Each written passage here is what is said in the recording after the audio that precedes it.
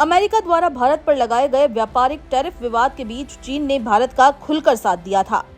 और यही नहीं, शंघाई सहयोग संगठन यानी एससीओ के मंच पर भारत और चीन को साथ देखकर अमेरिका भी हिल गया था।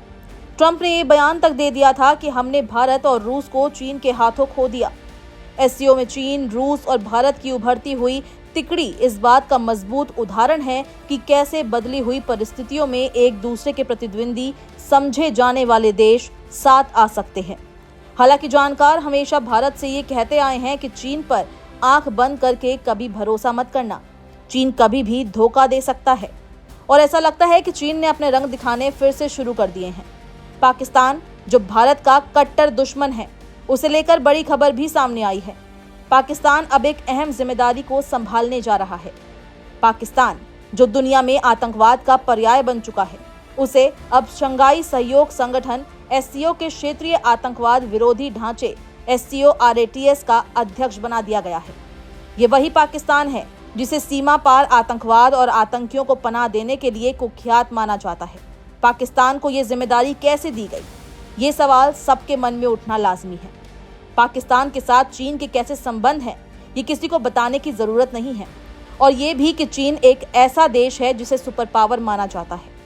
यह निर्णय किर्गिस्तान में RATS परिषद की 44वीं बैठक में लिया गया, जिसमें पाकिस्तान ने आतंकवाद के विरुद्ध क्षेत्रीय सहयोग को बढ़ावा देने का संकल्प लिया।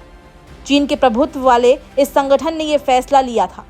ये प्रभुत्व बिल्कुल वैसा है जैसा UN में अमेरिका का है। प्रभुत्व का मतलब चाहे सामने कुछ और दिखे, लेकिन पीछे से खेल कर ही दिया जाता है। चीन का ये कदम वैश्विक समुदाय के लिए एक बड़ा प्रश्न चिन्ह बन गया है। जब पाकिस्तान खुद आतंकवाद का समर्थन करने के आरोपों से घिरा है, तो उसे आतंकवाद पर काबू पाने के लिए नेतृत्व देने का जिम्मा कैसे सौंपा जा सकता है। ये निर्णय पाकिस्तान के आतंकवाद से जुड़े पुराने इतिहास को देखते हुए विवादास्पद है, खासकर उस समय जब 22 अप्रैल को पहलगाम हमले और भारत के ऑपरेशन सिंदूर के दौरान पाकिस्तान की आतंकी गतिविधियों को लेकर वैश्विक समुदाय ने गहरी चिंता जताई थी। वहीं पाकिस्तान के विदेश मंत्रालय ने इस फैसले का स्वागत करते हुए कहा कि पाकिस्तान ने 2025-26 के लिए शंघाई सहयोग संगठन के क्षेत्रीय आतंकवाद विरोधी ढांचे की अध्यक्षता संभाली है।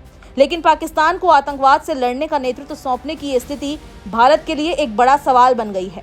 पाकिस्तान को आतंकवाद से लड़ने के लिए SCORATS की अध्यक्षता सौंपना विश्व समुदाय के लिए एक गंभीर सवाल खड़े करता है, खासकर जब ये देश दाऊद इब्राहिम और मसूद अजहर जैसे आतंकियों को पनाह देता है। भारत के विदेश मंत्री एस जयशंकर ने स्पष्ट रूप से कहा था, दुनिया में पाकिस्तान जैसे देश ने कभी आतंकवाद का दंश नहीं सहा है और न ही किसी ने पाकिस्तान की तरह क्रॉस बॉर्डर आतंकवाद को बढ़ावा दिया है। ये फैसला चीन और पाकिस्तान के बीच गहरी रणनीतिक साझेदारी को भी उजागर करता है।